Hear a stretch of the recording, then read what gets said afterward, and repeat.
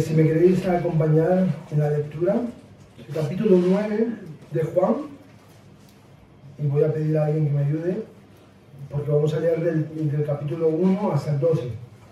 Si me queréis acompañar con la lectura, puestos en pie, algún hermano o hermana que nos pueda ayudar con la lectura.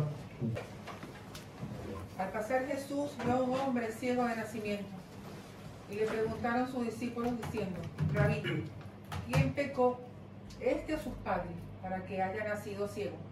Respondió Jesús: no es que pecó este ni sus padres, sino para que las obras de Dios se manifiesten en él. No es necesario hacer las obras del que me envió, entre tanto que el día dura. La noche viene, cuando nadie puede trabajar. Entre tanto que estoy en el mundo, luz soy del mundo. Dicho esto, escupió en tierra, e hizo lodo con la saliva, y untó con el lodo los ojos del ciego. Y le dijo: ve a lavarte en el estanque de Siloé, que traducido es enviado. Fue entonces y se lavó, y regresó viendo. Amén. Entonces los vecinos y los que antes le habían visto que era ciego decían: ¿no es este el que se sentaba y mendigaba? Sí, hasta el 12. Unos decían: él es, y otros: a él se aparece. Él decía: yo soy. Y le dijeron: ¿cómo te fueron abiertos los ojos? Respondió él y dijo: aquel hombre que se llama Jesús hizo lodo, me untó los ojos y me dijo: ve a Siloé, y lávate. Y fui, y me lavé, y recibí la vista. Entonces le dijeron: ¿dónde está él? Él dijo: no sé. Amén. Amén. Gloria al Señor. Amén. En el libro de Juan podemos ver, sin lugar a duda, un montón de enseñanzas, de formas, de consejos, de dichos, aparte de cada uno de los dichos que expresa del Señor Jesús. Vemos algo que engrandece a Dios, o sea, refleja a tal punto la soberanía, la deidad de Dios manifiesta en medio de ellos, contando cada historia, cada acontecimiento que tuvo lugar en esos tiempos. Y Juan era un hombre que escribe a la iglesia del Señor. O sea, para que aquello que habían escuchado, aquello que ya les sonaba, tenga un cimiento, tenga una firmeza de aquellas cosas que Dios había hecho en medio de los tiempos que estuvo con ellos. Y sin lugar a duda podemos ver a ese Juan manifestando todo aquello que refleja la deidad de Dios. Pero en este capítulo, en el capítulo 9, básicamente está diseñado en torno a una curación milagrosa. Orábamos, ¿no?, para que Dios obre en medio de cada uno de los hermanos que pasan diferentes malestares, dolencias, enfermedades, y es bueno presentar delante del Señor cada uno de ellos.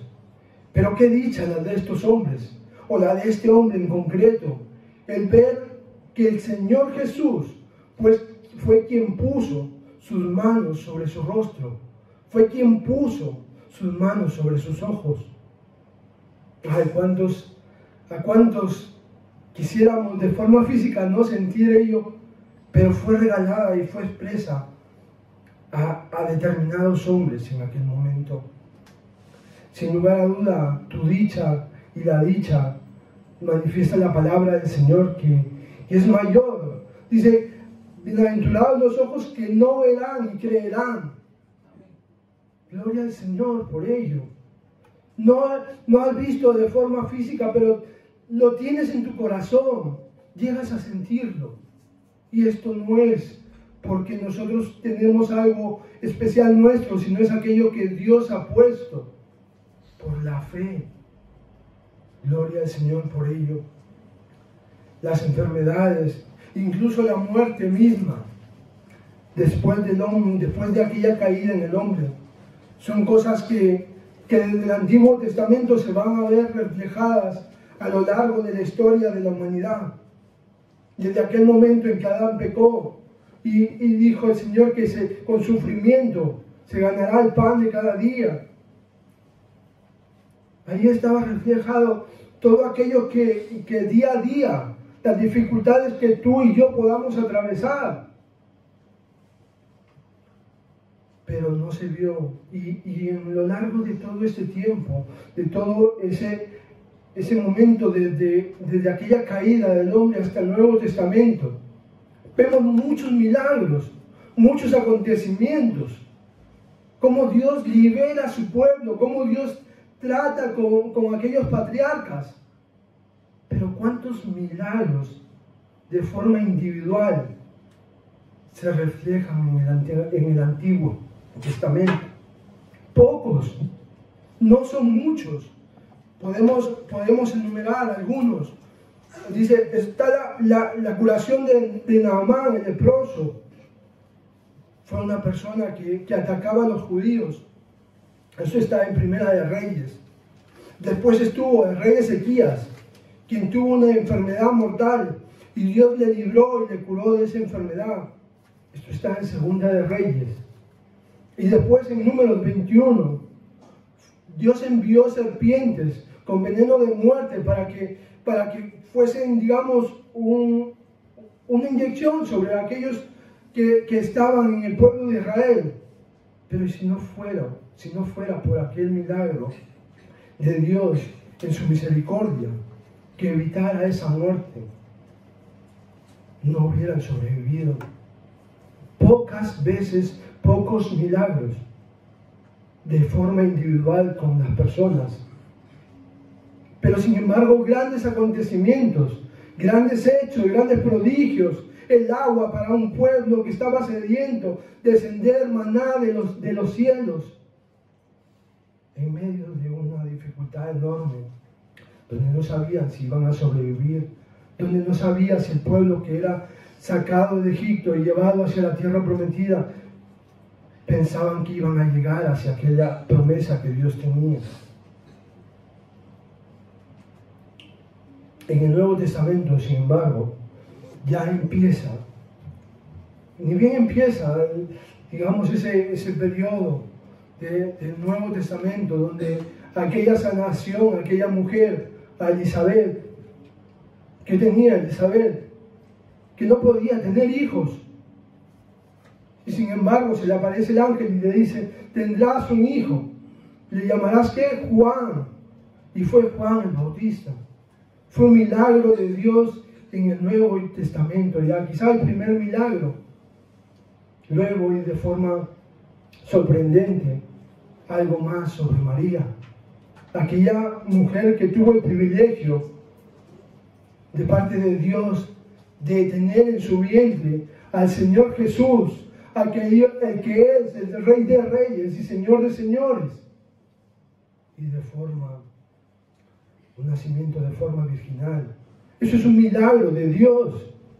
No hay argumento humano, no hay lógica humana que lo pueda defender, porque esto es dado por Dios. Podemos hablar de algún milagro, sin lugar a duda. Dios hizo muchos. También podemos mencionar del Antiguo Testamento aquellas veces que el Señor, que Dios hizo que muertos resucitaran, aquellas personas que de alguna manera se levantaron estando ya muertas. Dice, también está la hija de la viuda en Primera de Reyes 17, la Tsunamita en Segunda de Reyes 4 y el hombre en la tumba de Elías en Segunda de Reyes 13. 3 resurrecciones. Es todo lo que refleja también el Antiguo Testamento como un evento milagroso de parte de Dios. Pero no era algo especial de sanidad sobre una persona. Algo quizá que nos hace pensar o extrañar por qué tanto tiempo, por qué tantos acontecimientos, tantas cosas grandiosas Y seguro que había enfermedades, seguro que había incluso, esta es una historia de un hombre ciego. Y en el Antiguo Testamento seguro que había un montón de personas ciegas. Dicen que en los tiempos antiguos habían más casos de ceguera que hoy en día.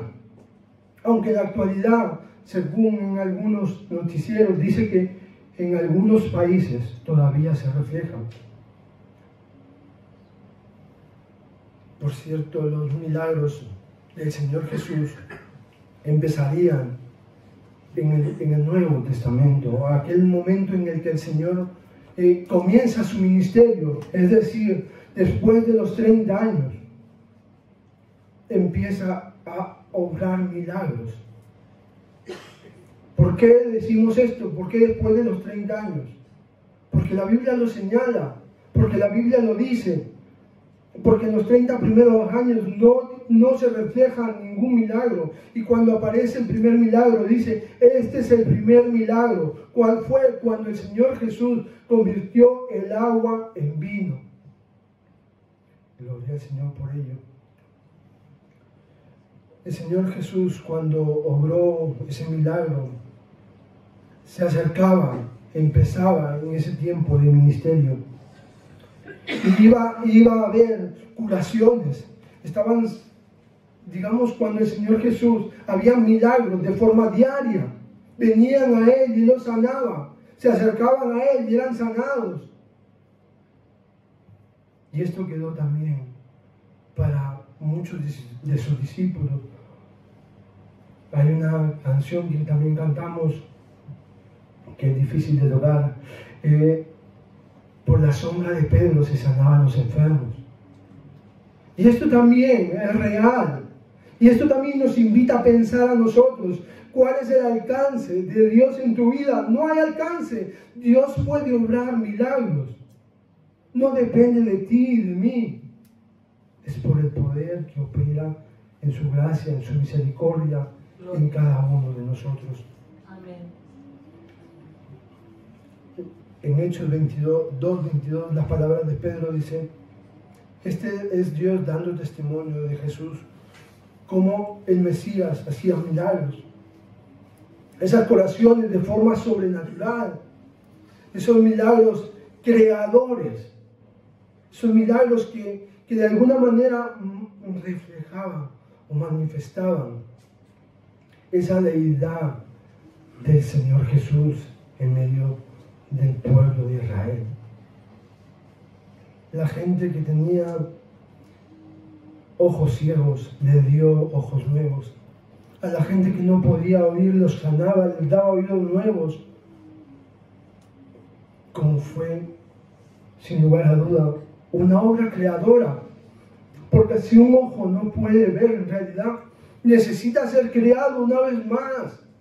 Por ello Juan dice, en el principio era el verbo, y el verbo era con Dios, y el verbo era Dios.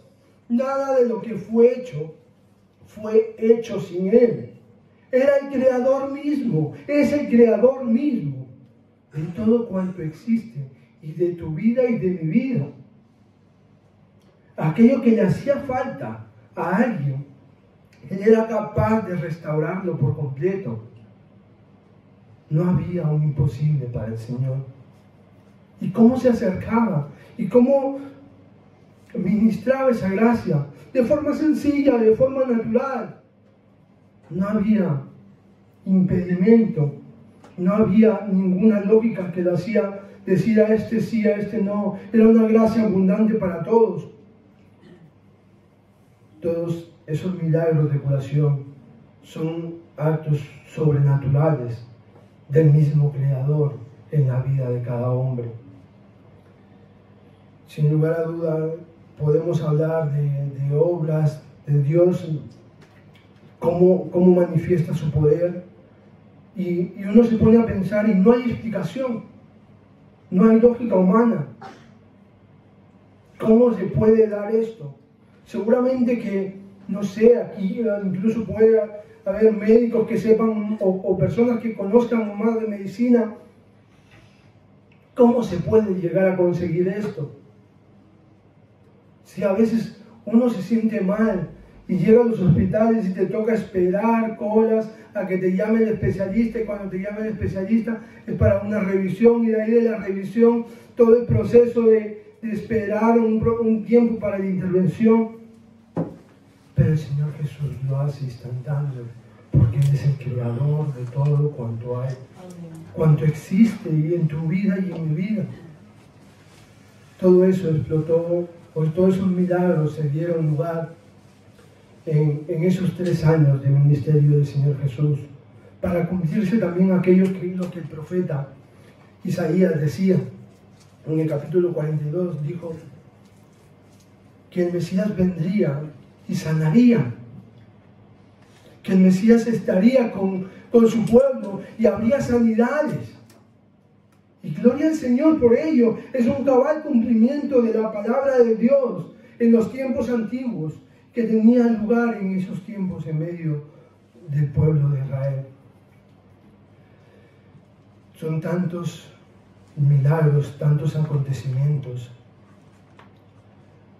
para manifestar aquello que el Señor tenía propósitos con cada uno de los que le rodeaban, de aquellos que estaban cerca, a los discípulos, enseñándoles, ministrándoles, a la gente que no creía. Esto es, Juan es un capítulo quizá que nos ayuda mucho a ver las diferentes formas. Esta es la forma, o de alguna manera, desde un lado más cristiano, aquellos que creían en Él, lo podemos ver así, pero aquellos que le perseguían, que iban tras Él, también tienen, o podríamos hacer también un estudio de todo ello, porque se ponen a investigar tantas cosas, se ponen a averiguar tantas cosas, que podríamos también señalar muchas cosas de las que ellos intentan evaluar para no dar credibilidad a aquel milagro que había sucedido. Si lo podemos ver desde el mismo hombre que es sanado, podemos ver primero que había oscuridad. Al pasar Jesús, dice la Escritura que vio a un hombre ciego de nacimiento. Ceguera es digamos, de alguna manera una prohibición a poder ver todo lo que había a su alrededor, y que lo ubicaba en una posición difícil de asimilar, porque se veía en un lugar mendigando algo, esperando que alguien tenga misericordia y le dé una propina, que alguien les dé algo para comer. Y el Señor Jesús, previamente, había estado en el templo, y los que le perseguían querían apedrearlo. Y Él sale. Imaginaros, Él sale y se encuentra con este hombre y se detiene. Si a mí me están buscando para pegarme, sales corriendo y ni vuelta atrás, ¿no? Pero el Señor Jesús no. El Señor Jesús ve la necesidad de este hombre y se acerca a él, como muchas veces lo hace contigo y conmigo. Él ve cada una de nuestras necesidades. Para Él ninguna de ellas es indiferente. Él conoce cada uno de nuestros corazones. Y Dios provee. Y Dios es aquel que está ahí siempre. Da igual cómo estés, ahí está el Señor. Ahí está cerca, dispuesto a tener una experiencia nueva contigo y conmigo. Hay un ciego, Bartimeo, le dice, había escuchado supuestamente, o quiero entender, y le dice, Señor Jesús, ten misericordia de mí. Es una petición ya hecha a alguien que conocía del Señor Jesús. Este hombre no. Dice que el Señor Jesús se acercó a él, acercándose a él. Quiere decir que no sabía quién estaba al frente suyo. Imaginaros por un momento esa escena. Y cuando el Señor Jesús escupe en tierra y unta con lodo, con barro, sus ojos, ¿qué reacción? Imaginaros vosotros, cada uno de nosotros, este momento, sin poder ver por lo que sea, te has tapado, te unta alguien algo y sientes que es poco agradable. ¿Cuál sería nuestra reacción? ¿Qué me estás poniendo? ¿Qué me estás haciendo? Quítamelo. Creo que sería para mí lo más lógico. Pero este hombre no dijo nada. Dejó que el Señor Jesús le ponga ese lodo en sus ojos. Que le dijo, ve a Siloé y lávate. Y él se fue y se lavó. Aquí, sin lugar a duda, hay algo precioso de parte de Dios. Porque Él es quien pone en tu corazón y en mi corazón aquello que te hace receptor de aquellas palabras del Señor Jesús en tu vida y en mi vida. No lo tienes tú, no lo tengo yo. Es puesto por el Señor Jesús. No hay mérito alguno. Es el Señor Jesús quien obra un milagro. No estábamos aquí por propia voluntad muchas veces. O sí, ahora sí, gloria a Dios por ello. Pero cuando el Señor se acerca a tu vida, a veces es como que te cuesta, como que no sabes a dónde ir o qué hacer. Pero ahí está Dios poniendo el querer como el hacer por buena voluntad. Y gloria al Señor por ello. Porque sin lugar a duda, quizá hay muchas cosas que podamos llegar a pretender, querer a nivel profesional, a nivel personal, de cualquier cosa, y no está mal, pero que el Señor nos ayude, que el Señor nos ayude a tomar las mejores decisiones, que sea Él quien aparte de nosotros, de nuestros pensamientos, aquello que no trae bendición a tu vida y a mi vida. Doy gracias al Señor porque pese a estar, digamos, en un proyecto difícil y que ahora están trabajando mis compañeros, no me han dicho nada, y sea gracias a Dios y espero que les vaya bien, y si me llaman tengo que ir a partir de las 2:30, pero es un regalo del Señor poder estar aquí. Quizás es de las pocas veces que le he dicho no al trabajo, porque cuando me ha tocado he ido, pero como tengo tanto frío, el Señor también ha permitido todo eso para poder estar aquí. Saben cómo estoy, no me van a decir nada, gloria a Dios por ello.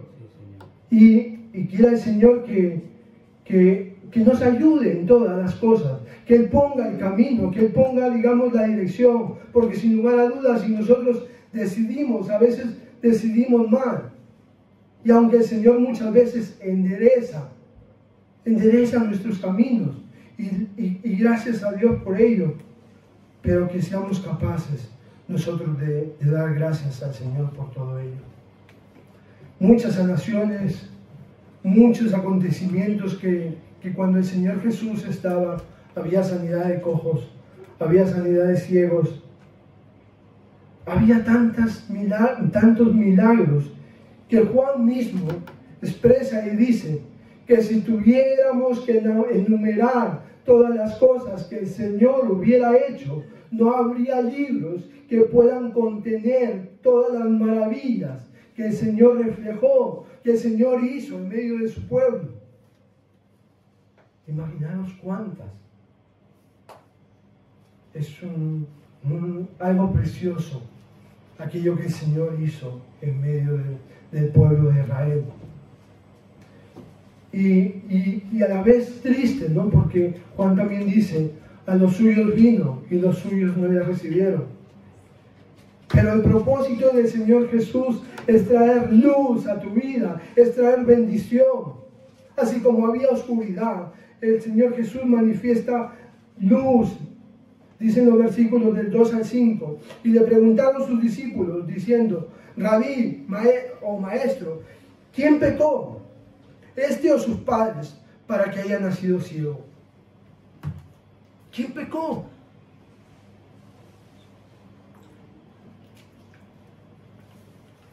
Y esto es nuestra forma de pensar, nuestra forma de analizar. Muchas veces nos vemos así. ¿Por qué pasan las cosas? Por esto. Por esto. Imaginaros si tuviéramos que un acontecimiento y es como, esto es consecuencia de los pecados de hace 3 meses, de hace 5 meses. ¿Cómo estaríamos cada uno de nosotros?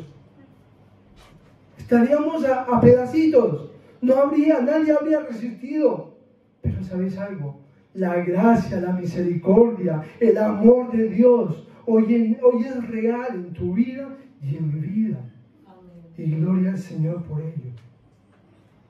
Ni los padres ni aquel hombre habían pecado. Incluso hay teorías o formas de expresar que a veces habían muertes, que si caía, por ejemplo, una columna o algo muy pesado encima de un hombre o de una mujer, ¿qué habrá hecho para que le pase esto, ¿no? Y esto es humanidad, esto es nuestra mente. Pero sin embargo no es así. Ahí está la gracia, la misericordia de Dios, una vez más, puesta para cada uno de nosotros.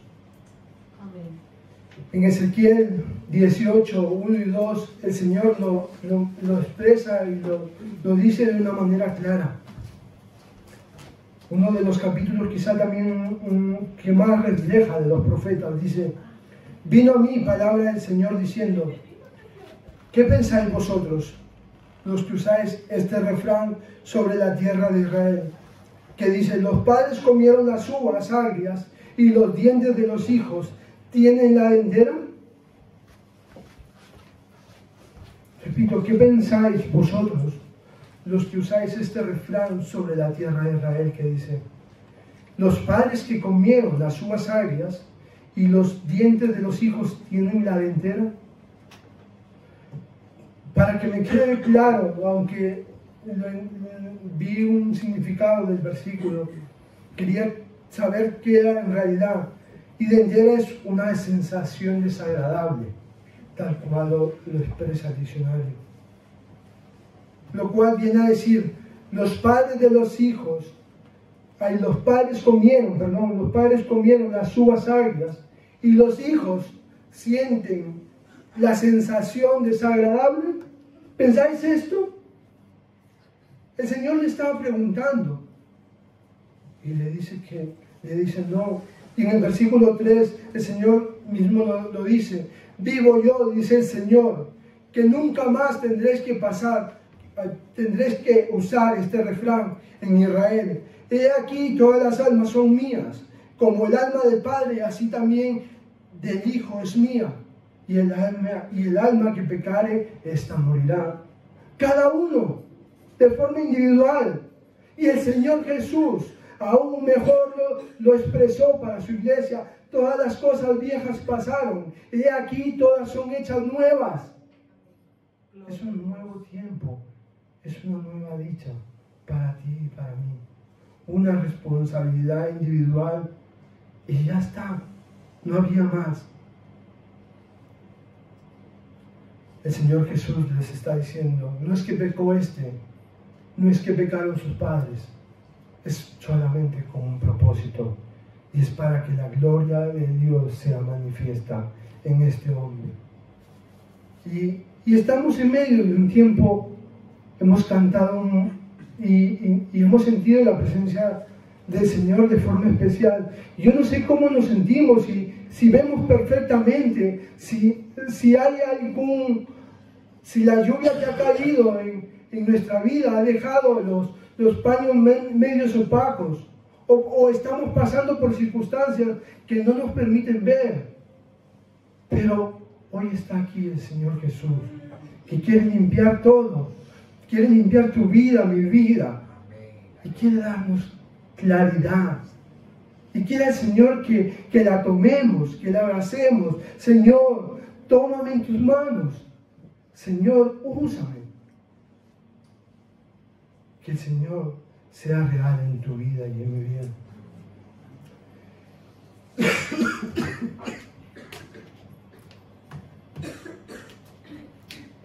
El propósito de la ceguera de este hombre era ver el poder milagroso de Dios mediante su propio Hijo. El de ver a aquel que ha sido enviado a los suyos mediante esa restauración o esa creación misma de la vista o de aquellos que no podían andar, brindándoles sanidad completa. Su palabra en Juan también nos dice, en Juan del 5 hasta capítulo 5, 17, y en adelante Jesús les dijo: yo trabajo y el Padre trabaja. El Padre y yo trabajamos juntos. Lo que el Padre hace, yo lo hago. Lo que el Padre dice, yo lo digo. Lo que el Padre quiere, yo lo quiero. El Padre y yo trabajamos juntos. Y querían apedrearlo por eso. Porque él estaba haciéndose igual a Dios. O eso es lo que ellos entendían. Porque él era Dios. Todos, al igual que el Señor Jesús con el Padre, tú y yo estamos llamados también de una forma, yo creo que privilegiada, a trabajar también juntos con el Señor. A que el Señor nos ayude, a que el Señor nos dé, nos capacite, nos brinde aquello que tú y yo necesitamos para poder servirlo. Que el Señor Jesús nos ayude a organizarnos. En Efesios 5, 16 dice: redimiendo el tiempo, aprovechándolo de la mejor manera, su tiempo, porque todos los días son buenos. El Señor nos ayude a aprovechar el tiempo, a redimir, como dice también la palabra. ¿Qué está haciendo el Señor en tu vida? ¿Qué está haciendo? ¿Qué sientes que te está pidiendo? O en lo cual ya estás en medio de estos tiempos. A veces nos vemos gastando mucho tiempo en cosas que no aportan bendición, que no aportan algún beneficio para tu vida y para mi vida. O quizás sí aportan algo, pero que el Señor nos ayude a poder organizarnos de tal manera que podamos dedicarle al Señor aquello que Él se merece.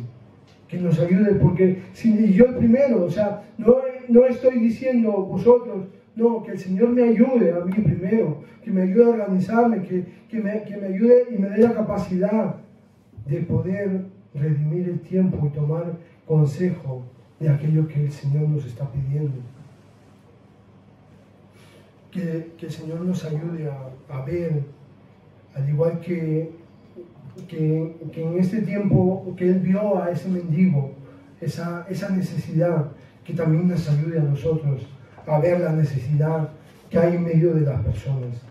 Que el Señor nos dé la capacidad, nos dé esos ojos para poder ver las necesidades de las demás personas, y que sin lugar a duda nos va a dar la capacidad para poder dar, aunque sea una palabra de aliento, una palabra, un abrazo, un gesto, aquello que el Señor está queriendo transmitir a esa persona, porque Él prepara los corazones.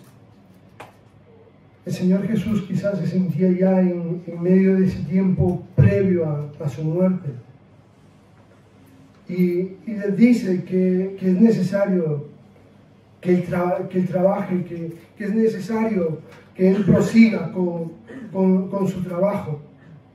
Por lo tanto, menciona y dice que cuando es de día es provechoso, mientras es de noche ya no puede. En la oscuridad no, en el día sí. Y aprovecha ese día para hacer ese milagro, para manifestar ese poder que Él tenía. Hay sin lugar a duda un provecho en ello.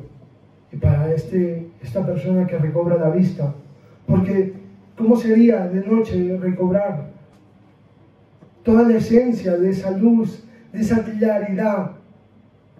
Iba a ser evitada, pero sin embargo fue a luz de día cuando cuando mejor podía ver y entender aquello que había sido privado durante tanto tiempo y valorarlo de alguna manera quizá mejor.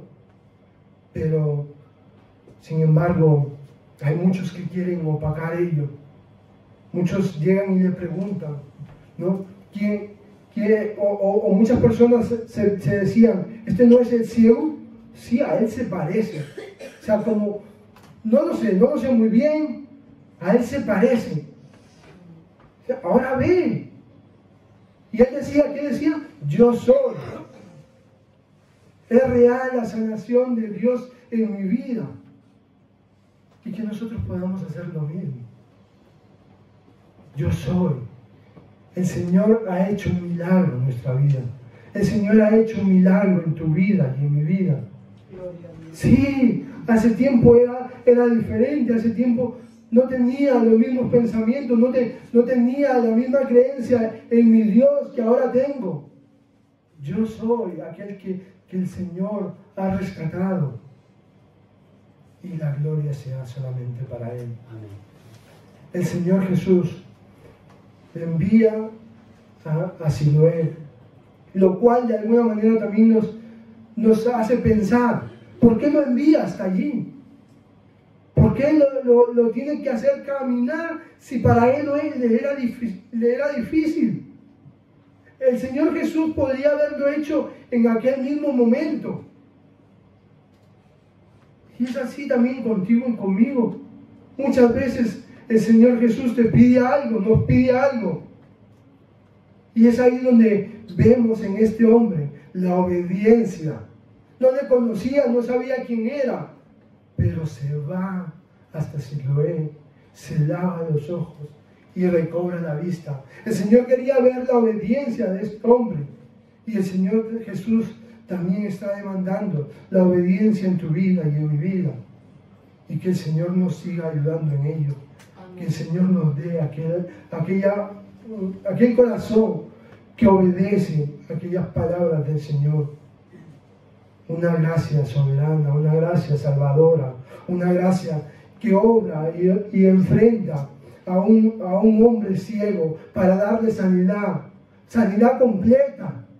Porque aquel hombre que recobra la vista, él manifiesta y dice, el Señor Jesús me salvó. El Señor Jesús fue quien obró un milagro en mi vida.